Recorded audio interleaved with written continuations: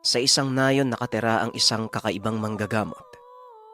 Dinarayo ito ng mga tao sa paniniwalang kaya nitong pagalingin ang anumang karamdaman, mula sa mga baling buto hanggang sa mga karamdamang hindi maipaliwanag ng medisina at mga doktor. Si Ambrosio, o mas kilala sa tawag na bulag na pantas.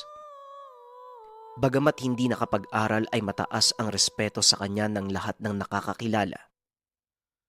Nagsimula ang lahat nung kabataan pa lamang ni Mang Ambo. Nasa edad 14 pa lamang siya ng mga panong ito. Ambo, tara.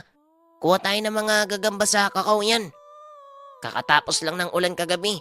Siguradong madali na nating masusundan ng mga sapot nila. Nakita ko kahapon sila Lito.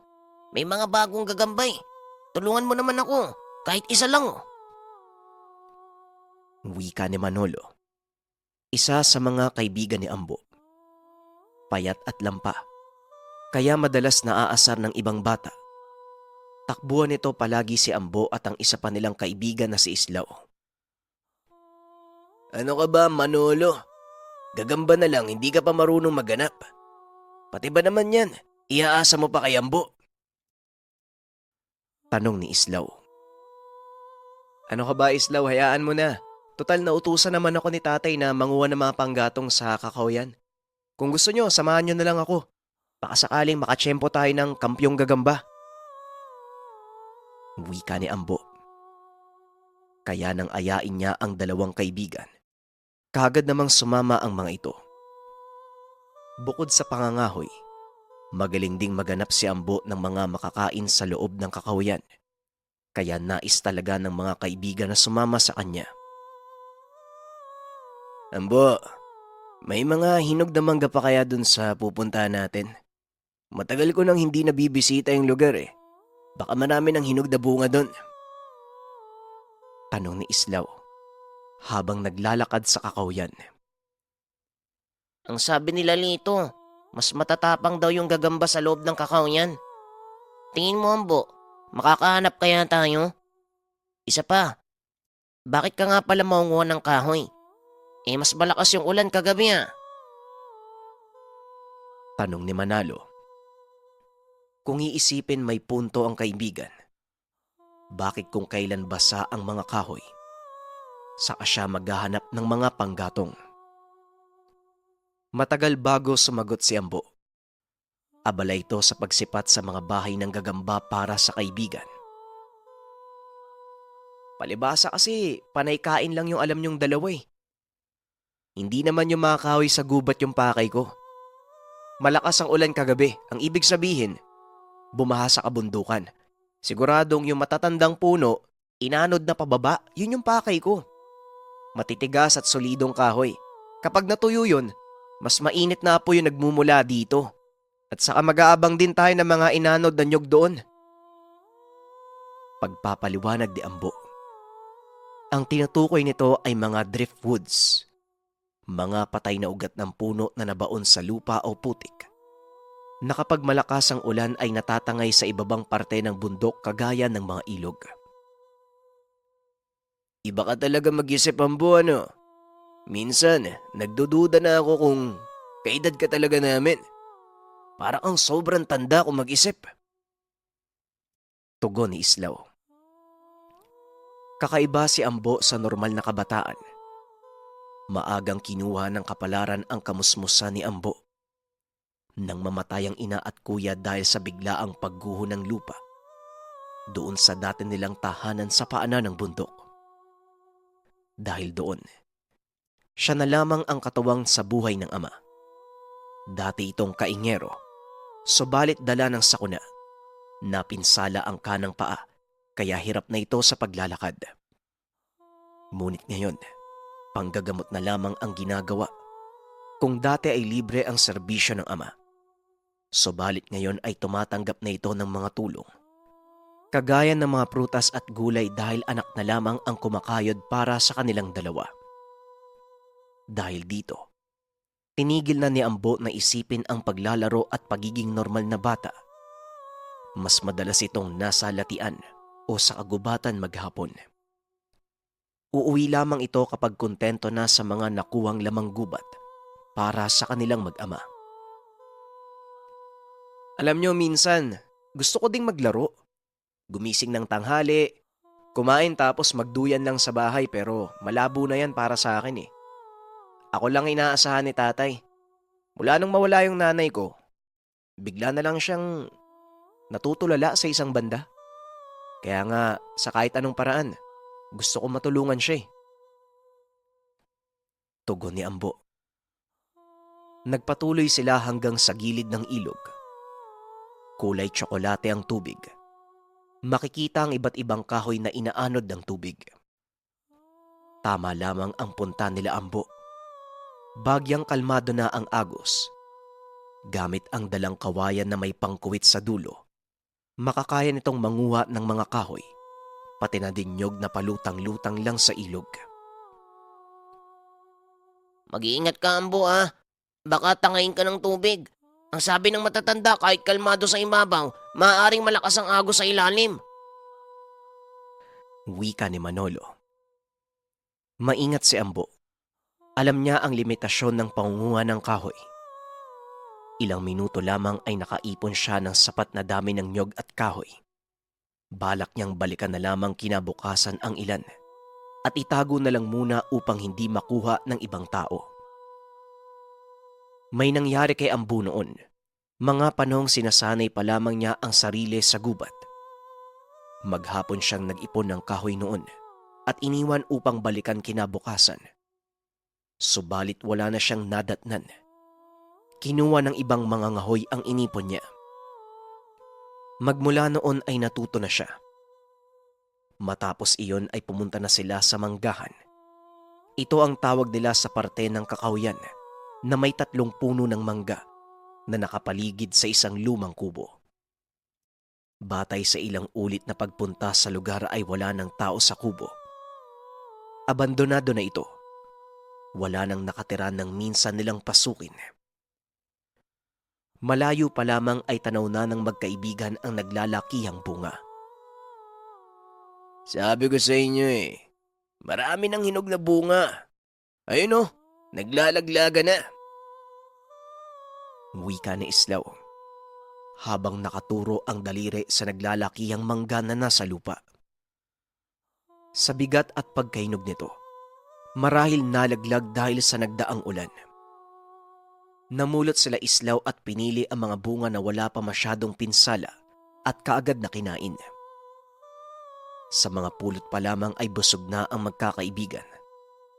Plano nilang kumuha ng ilang peraso at maiuwi sa tahanan.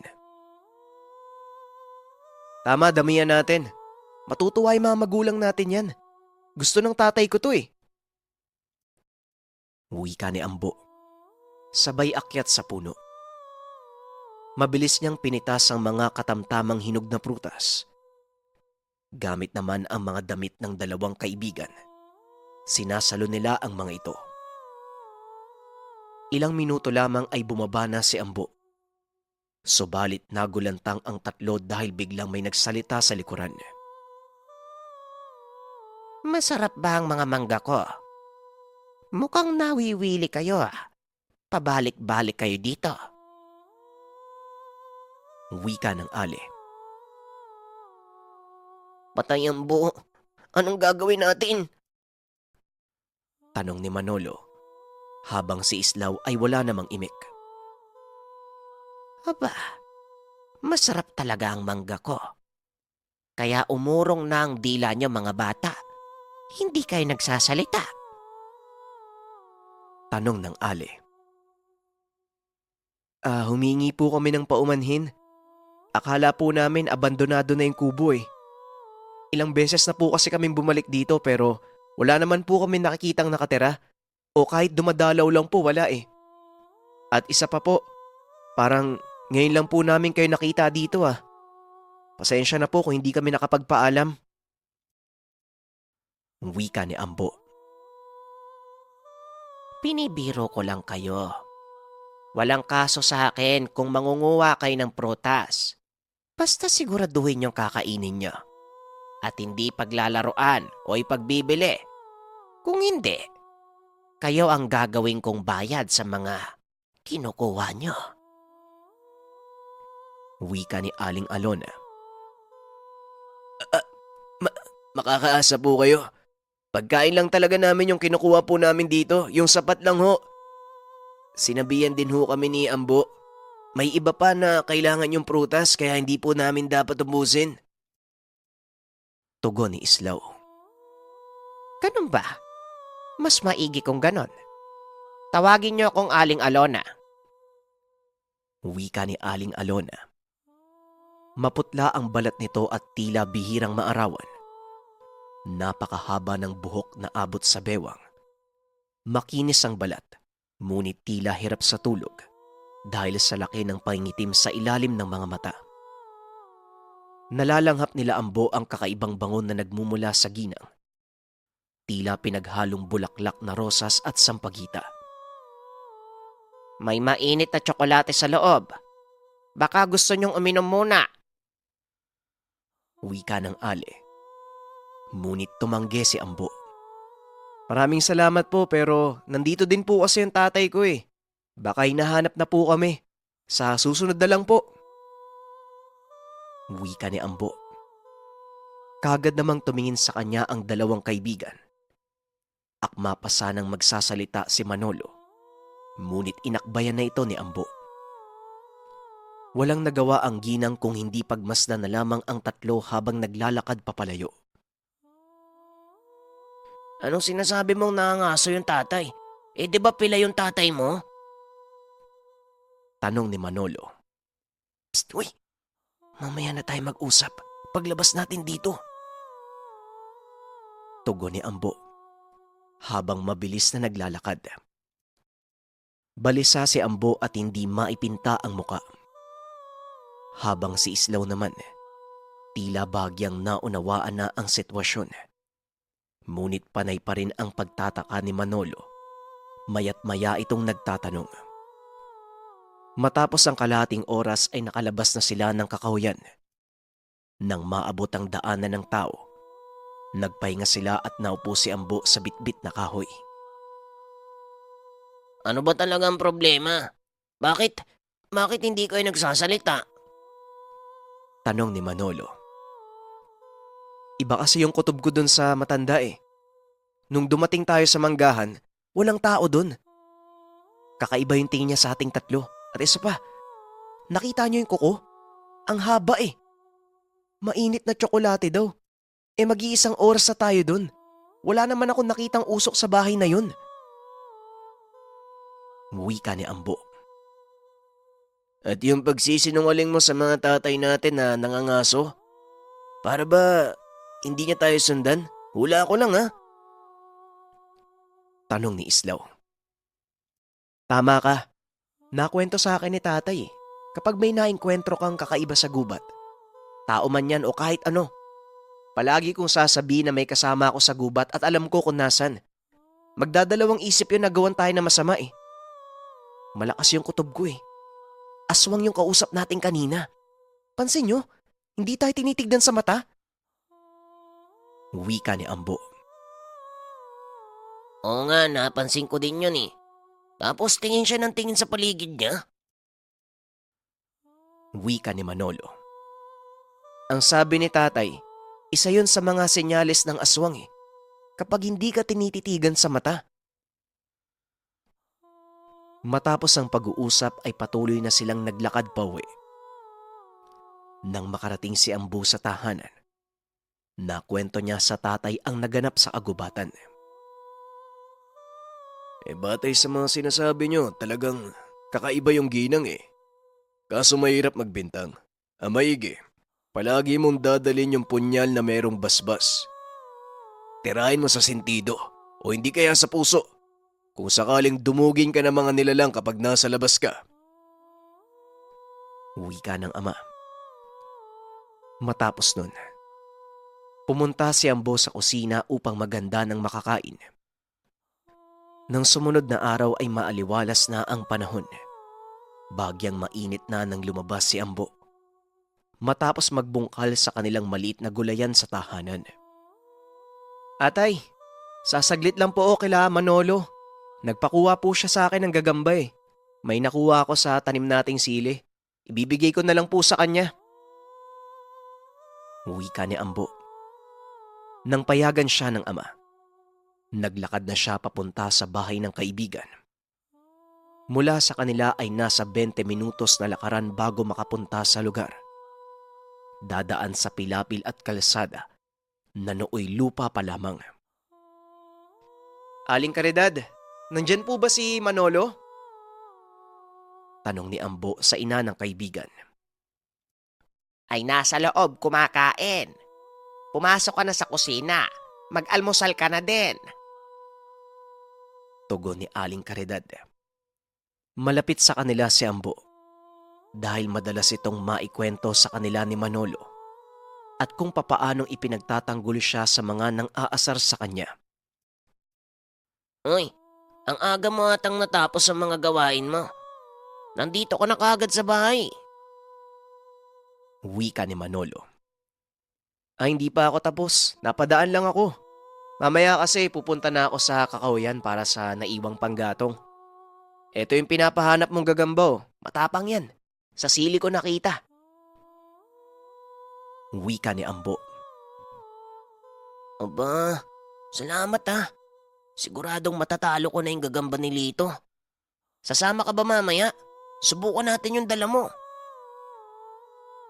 Wika ni Manolo. Tumanggi si Ambo. Kailangan niya pang kunin ang mga panggatong sa gubat. Matapos kumain ay nagpaalam na si Ambo sa mag-ina. Aling Caridad, maraming salamat po sa almusal ha. May ipagbibilin po ba kayo? Pupunta kasi ako ng gubat ngayon eh. Siguro pwede ko kayong daanan ng orchids. May alam akong magagandang klase. Siguradong mura lang ho. Wika ni Ambo. Mahilig sa mga halaman ang ina ni Manolo. Karamihan sa mga orchids nito ay binibili niya kay Ambo. Isa sa pinagkakakitaan ng bata ang pagtitinda ng mga halaman sa mga nanay ng kaibigan at mga kabarangay nito. Magaling din ang pangamoy ng bata pagdating sa mga halamang gamot dahil palagi siyang inuutusan ng ama na mangolekta nito sa gubat. Sumaglit lamang si Ambo sa tahanan upang kunin ang mga gamit na kailangan. Matapos nito, bandang alauna ay nasa Kakahuyan na siya. Mamasa-masa pa ang lupa sa gubat. Perpektong klima upang lumaki ang mga kabote na paboritong kunin ni Ambo upang gawing ulam. Nailabas niya na sa gubat ang kahoy ng mga sandaling ito. Muli lamang siyang babalik sa kasukalan upang manguha naman ng mga kabote. Nanguha na rin siya ng orchids na ibebenta sa nanay ni Manolo. Hindi na malaya ni Ambo. Hindi matibay ang tinutungtungang kahoy. Nabitak ang kaperaso nito.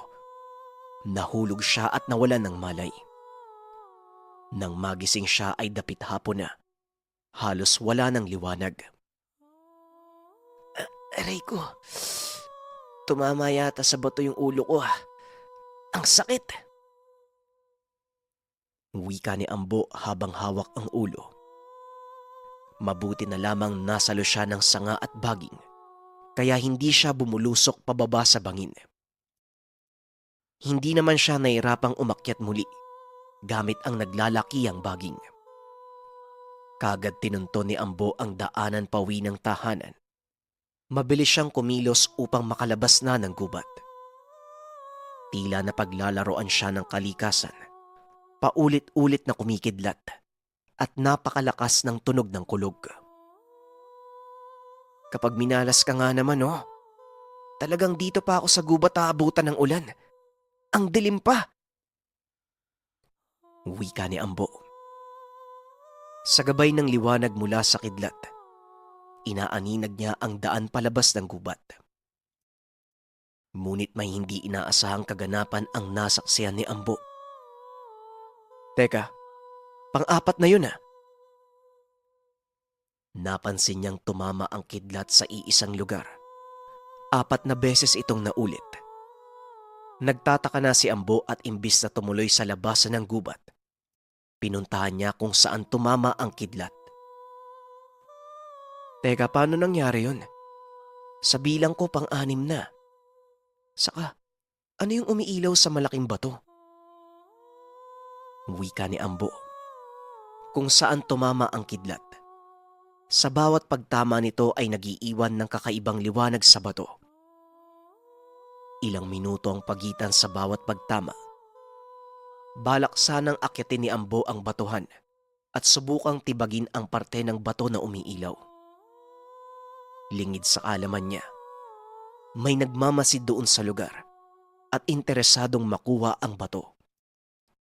Nagulat si Ambo nang tumambad sa kanya ang nilalang. Napakaitim. Nagsasalita ito ngunit hindi niya maintindihan. Nang muling kumidlat, nakita ni Ambo ang nakangising muka ni Aling Alona kasabay ng pagtaas ng dalawang kamay.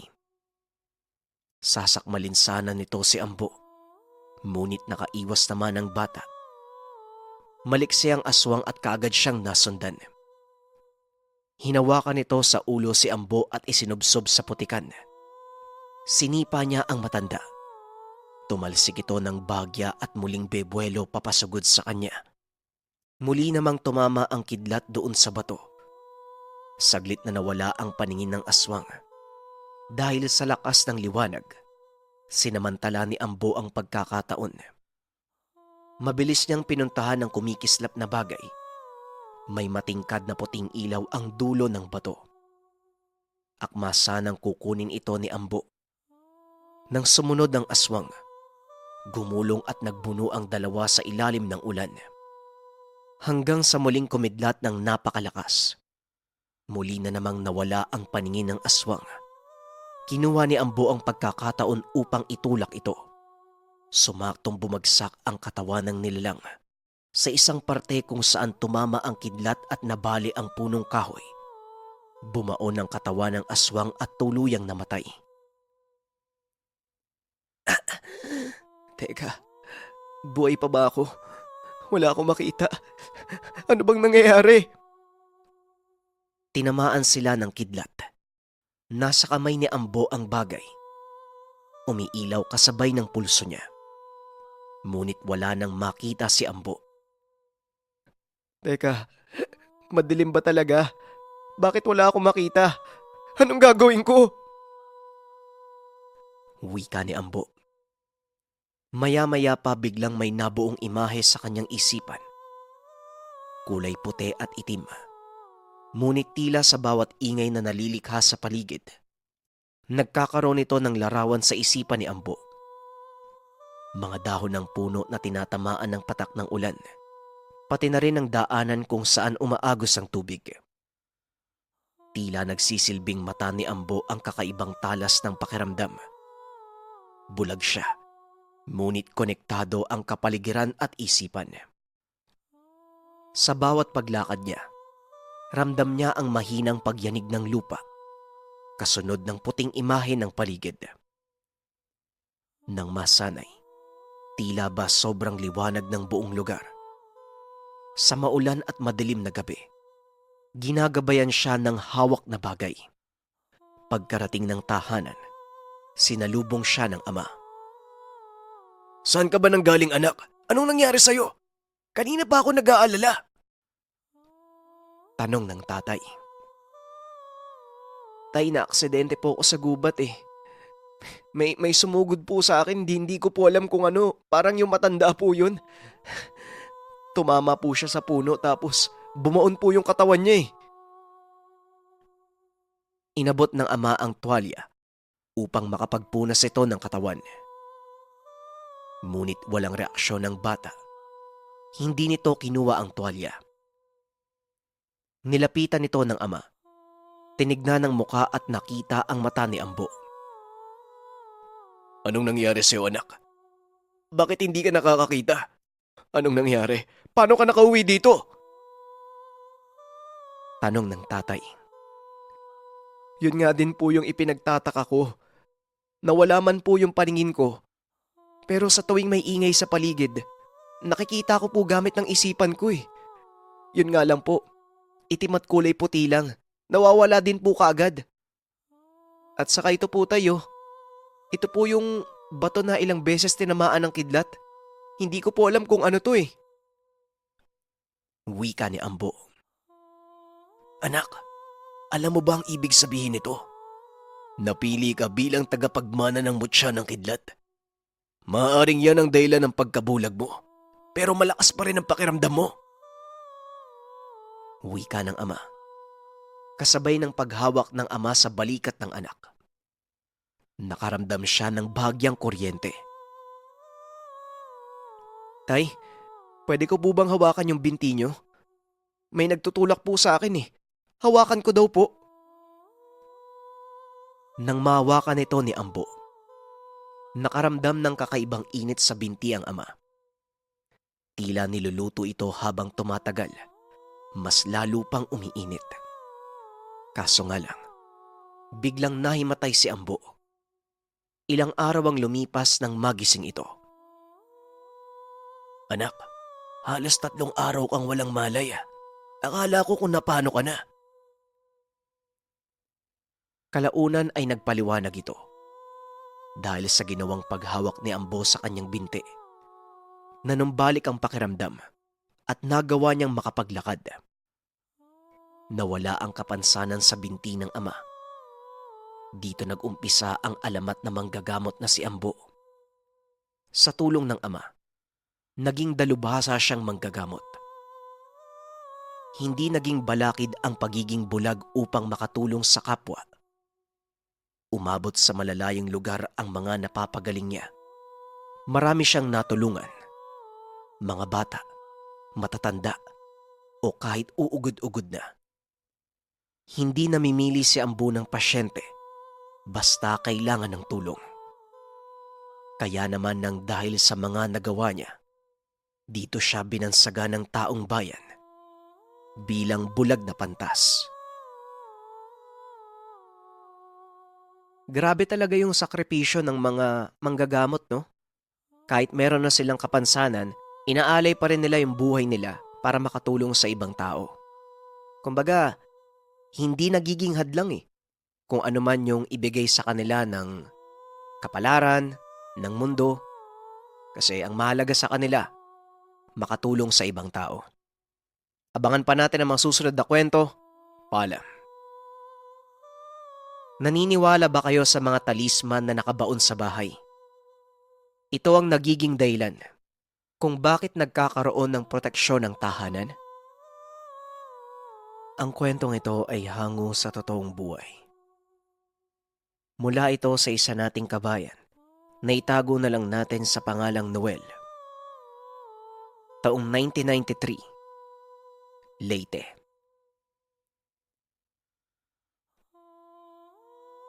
Huwag niyong kalimutan ang takdang aralin ha. Bukas meron tayong graded recitation para sa paksa natin ngayon. O Noel, pakidala nga nitong mga gamit ko sa faculty. Pagkatapos nun, pwede ka na umuwi. Wika ng guro na ang pangalan ay Isigani. Gurong tagapayon ng 2 taon sa mataas na paaralan ng San Isidro. Maraming salamat po, Sir Isigani. Tugon ni Noel. Siya ang pinagkakatiwalaan ng guro sa pagdadala ng mga kagamitan. Mula umpisa ng klase at pagbalik sa faculty pagkatapos ng klase. Si Noel ay scholar sa paaralan. O ito, ipandagdag mo sa baon mo. Siguraduhin mong maaga kang papasok bukas ha. Sige na. Mag-iingat ka. Wika ni Isigani. Kinuha na ni Noel ang bag nito at pumunta sa faculty. Pagkatapos dumaan saglit sa poso, malapit sa gilid ng faculty upang makainom ng tubig. Ang bait talaga ni Sir Isigani. Mabuti na lang sinabi ko sa kanya yung totoo. Wika ni Noel. Si Isigani ang sumusuporta sa pag-aaral ng batang si Noel. Ulilang lubos. Walang kamag-anak at walang ibang tumutulong sa pang-araw-araw na pamumuhay. Kung hindi ang guro at ang nag-iisang kapitbahay na medyo may distansya din mula sa tahanan. Dayo lamang sa San Isidro ang mga magulang ni Noel. Maliit pa siya nang mapunta sila sa lugar. Nakabili sila ng maliit na lupa na kinatitirikan ng tahanan. May kapirasong bakanting lupa naman na pinagyaman ng mga magulang. Mga puno ng lansones at kalamansi na siyang itinitinda nila sa mga bahay-bahay. Subalit dumating na sa pamilya ang malagim na trahedya. Na aksidente ang sinasakyang tricycle ng mga magulang at sumalpok sa rumaragasang truck. Dahilan ng agarang pagkamatay ng mga ito. Walang ibang kakilala ang mag-asawa at ni isang kamag-anak ay walang maipatawag o mapadalhan man lamang ng telegrama upang maibalita ang nangyari. 11 anyos si Noel nang mangyari ito. Walang muwang, walang sino mang mag-aaruga. Bagamat inalok naman ito ng kapitan na ipadala sa ampunan, ngunit hindi pumayag ang bata. Wika pa nito, ayaw niyang iwan ang lupang tanging naipamana sa kanya ng mga magulang. Mabuti na lamang. May pamilya na malapit sa kanila ang palaging nagmamalasakit sa batang si Noel. Ang pamilya ni Rosario. Naging kaibigan ito ni Noel dahil madalas itong utusan ng nanay na bumili ng kalamansi at mga gulay sa bakuran nila Noel. Mula nang mawala ang mga magulang ng batang lalaki, hindi na rin siya pinabayaan ng pamilyang ito. Ngunit hindi alam ng lahat. Nagsisimula na ang kababalagan sa labas ng tahanan tuwing gabi. Ayan na naman. Hindi ko alam kung baboy ba yun o aso. Nakakatakot. Tuwing gabi, nandyan sila sa bakuran eh. Wika ni Noel sa sarili. Sa tuwing sasapit ang dilim, sinisigurado ni Noel na maayos na nakasara ang mga pintuan at bintana ng tahanan. Ang disenyo nito ay katamtaman lamang at konkreto. May yerong bubong at kisame. Ang pinto naman ay gawa sa nara at ang mga bintana ay may bakal na harang. Hindi naman magawang sumilip ni Noel. Natatandaan niya ang bilin sa kanya ng tatay ni Rosario. Huwag siyang lalabas sa gabi. Manatili sa tahanan dahil yon ang pinakaligtas na lugar para sa kanya. Ngunit maayos naman ang lahat sa pagsapit ng umaga. Bago tayo magpatuloy sa kasalukuyan, babalik tayo ng 1 taon sa nakaraan. Magandang umaga sa inyo, freshman. Ako nga pala si Miss Gladys, ang gurong tagapayo ng section Sampaguita. Gusto ko kayong batiin sa unang taon nyo sa sekundarya. Asahan nyong kami ang magiging ikalawang magulang at gagabay sa inyo hanggang sa matapos. Sana maging magkaibigan tayong lahat ha. Umpisahan nyo sa pagpapakilala kung sino kayo, ilang taon, at kung saan kayo nakatira. Sige, ikaw nang mauna. Wika ni Miss Gladys, sabay turo sa batang babae. Ako po si Rosario, 12 taong gulang po. Nakatira po ako sa may Purok 2. Parehong mananahi po yung mga magulang ko. Gusto ko pong maging doktor balang araw. Kaya po nag-aaral ako ng mabuti. Wika ni Rosario.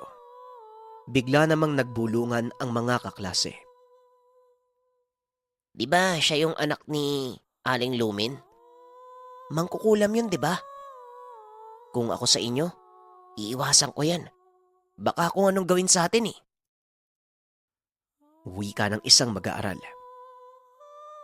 O mamaya na yung kwentuhan, yung susunod naman. Wika ng kuro. Ako po si Noel.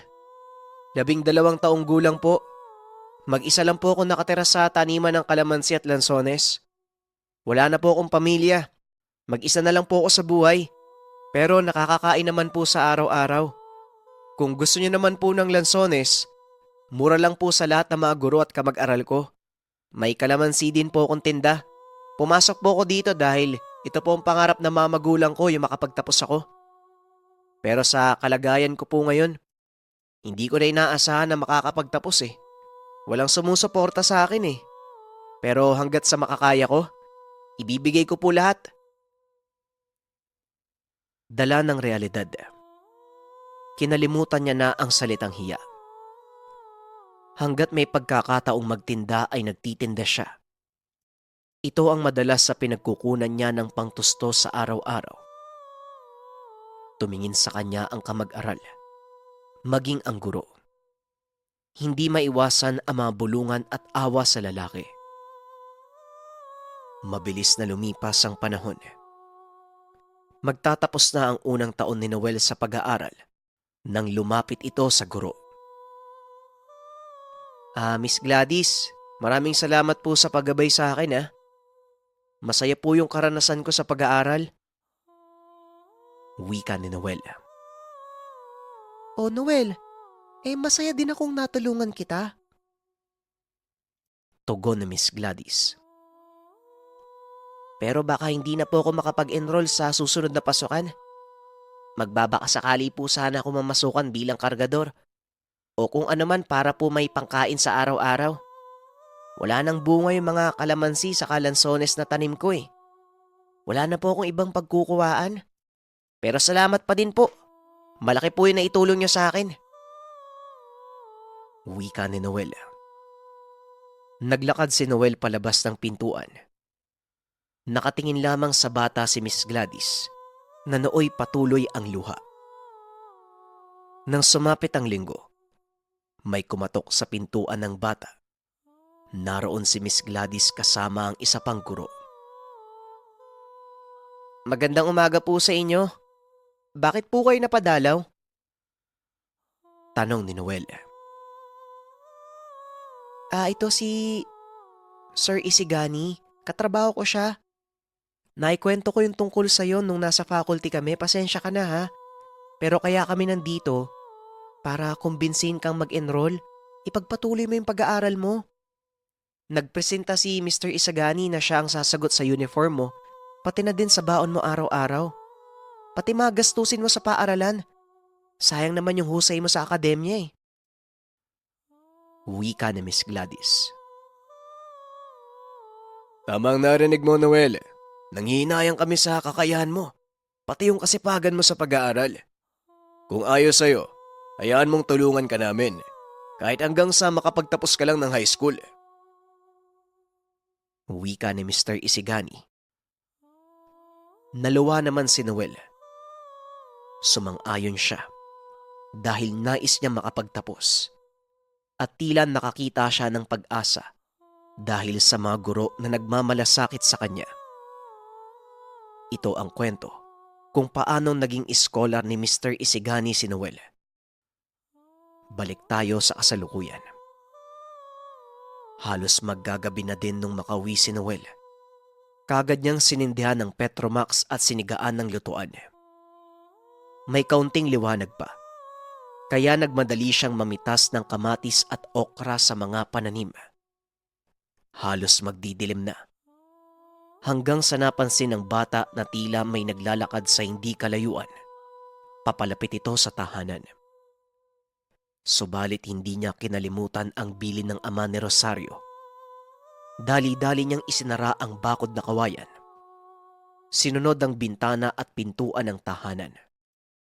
Walang dahilan upang puntahan siya ng kung sino ng mga oras na yon. Kaya kakaiba ang pakiramdam ni Noel. Maya-maya pa, tuluyan ng dumilim ang paligid. Hanggang sa nakarinig si Noel ng mga yabag sa labas. Sa isip niya, ito na marahil ang napapabalitang aswang na kinakatakutan ng mga taga San Isidro. Ngunit malakas ang paniniwala niya. Naligtas siya sa loob ng tahanan dahil sa ilang beses nitong nagpapaikot-ikot sa labas. Ni minsan ay hindi ito nangahas na pasukin ng bakuran. Tila meron itong kinakatakutan o iniiwasan sa tahanan. Maya-maya pa, may nagsasalita sa labas. Hindi niya gaanong marinig pero alam niyang may nagsasalita. Ngunit imbis na takutin ang sarili, itinuloy niya ang paglalaga sa nakuhang okra. Kinakabahan na talaga ako ah. Gabi-gabi na lang eh. Inaabangan talaga ako ng nilalang na yan ah. Mas mainam pa siguro pumunta ako kay Rosario nang makahingi ng tulong sa tatay niya. Wika ni Noel sa sarili. Kagaya ng mga nagdaang gabi. Paputol-putol ang tulog ng bata.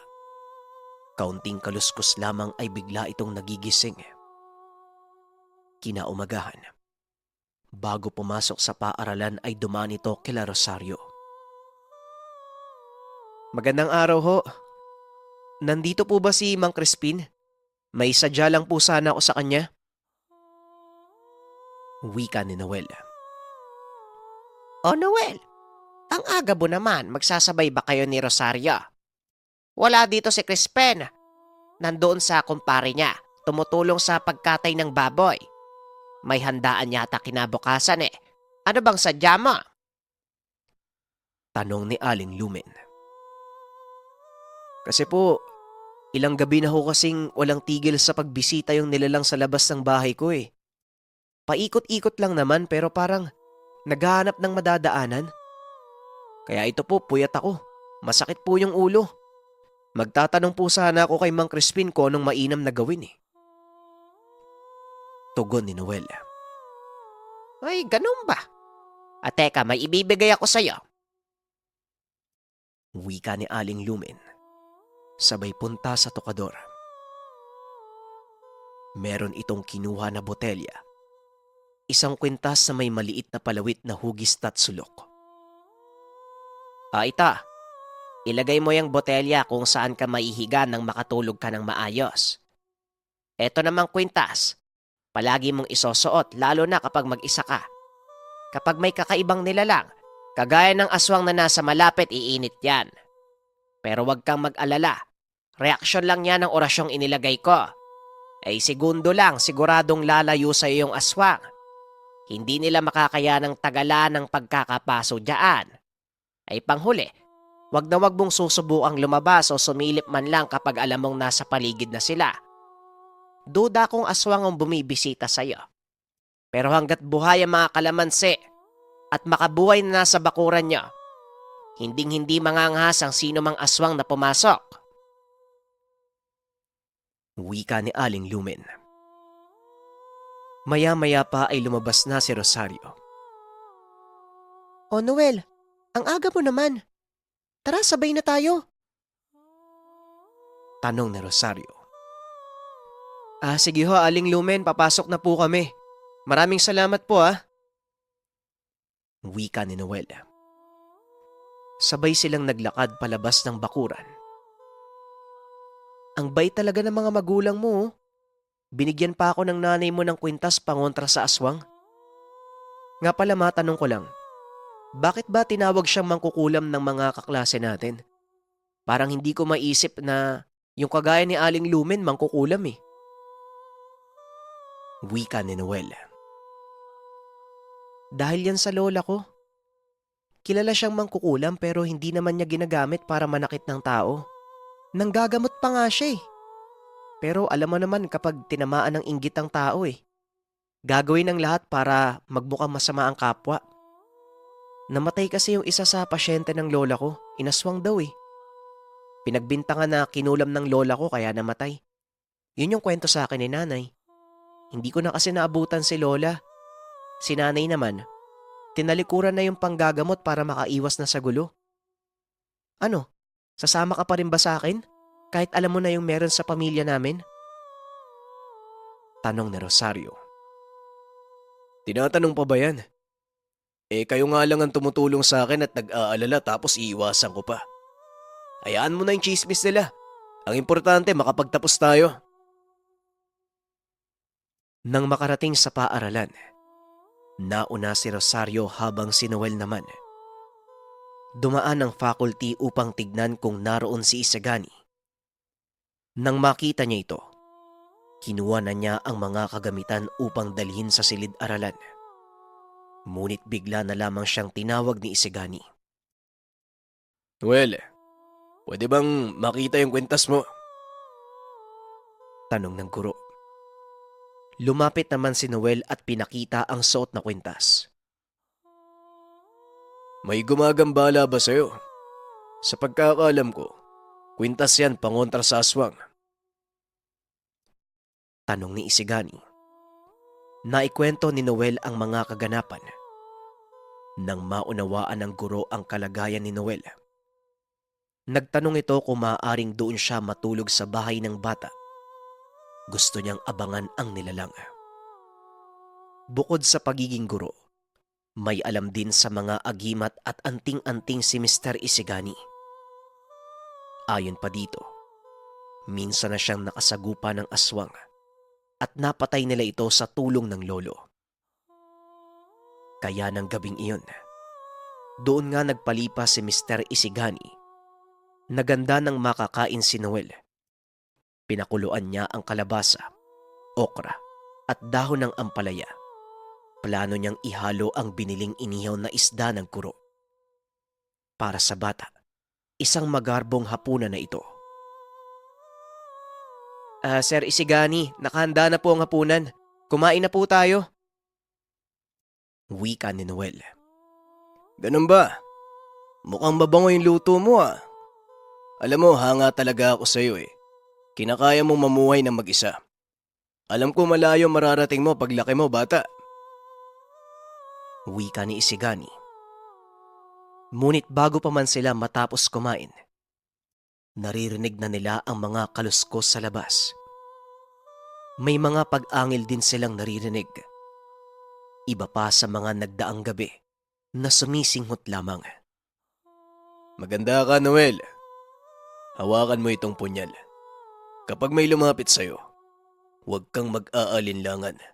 Protektahan mo ang sarili mo. Wika ni Mr. Isigani. Doon nakita ni Noel ang mga marka sa braso ng guro.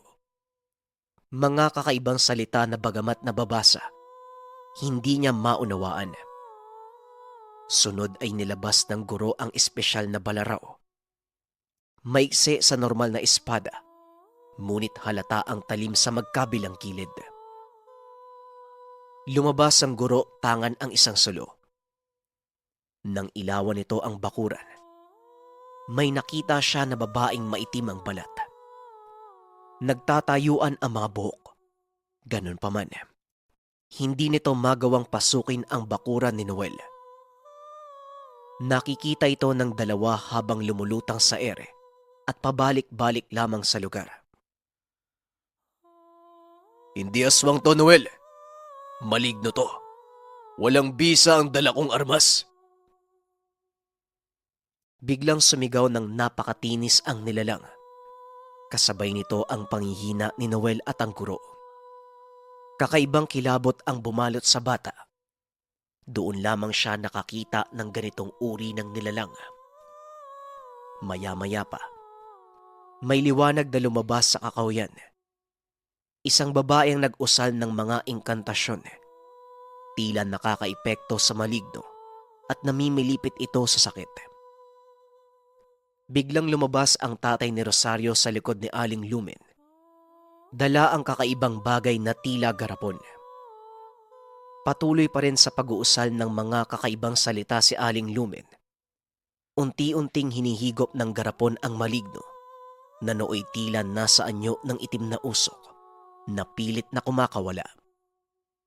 Nang makumpleto ang orasyon, biglang napayapa ang paligid. Nawala ang bugso ng hangin. Kagad na sinelyohan ni Mang Crispin ang garapon at isinilid sa itim na lalagyan. Noel, ayos ka lang ba, iho? Tanong ni Aling Lumen. Opo, Aling Lumen. Ayos lang po ako. Tugon ni Noel. Kilala mo ba sila, Noel? Sino ang dalawang yan? Tanong ni Isigani. Opo, mga magulang po sila ni Rosario.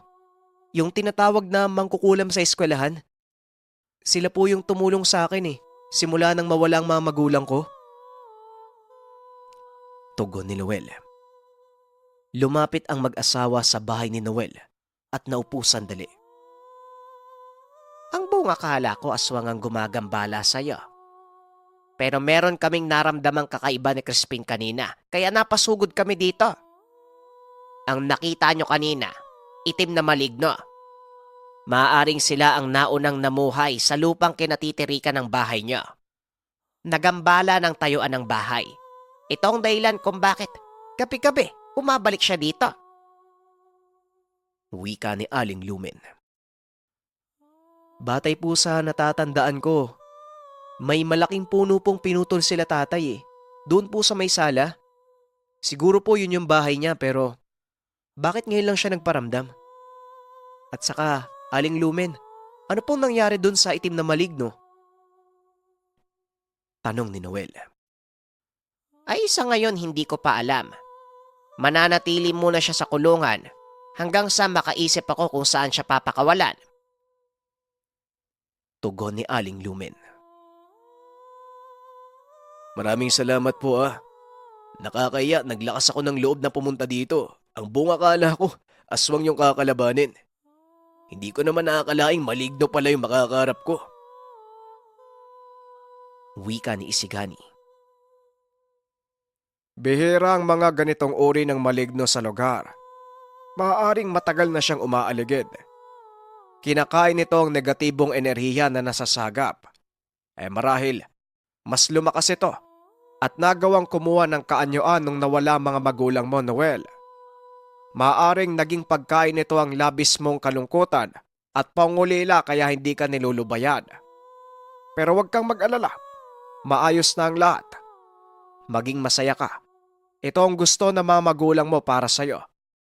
At isa pa, nandito naman kami bilang pangalawa mong pamilya. Hindi napigilan ni Noel ang maluha. Naisip niyang nawala man ang mga magulang. Biniyayaan naman siya ng mga mapagmalasakit na kaibigan at kuro. Kalaunan, nang binalak ni Noel na dagdagan ang espasyo ng bahay, nakahukay sila ng talisman. Ayon kay Aling Lumen, maaaring ibinuon ito ng mga magulang upang maprotekta ng tahanan. Ito din ang dahilan kung bakit hindi kayang pasukin ng maligno ang bahay.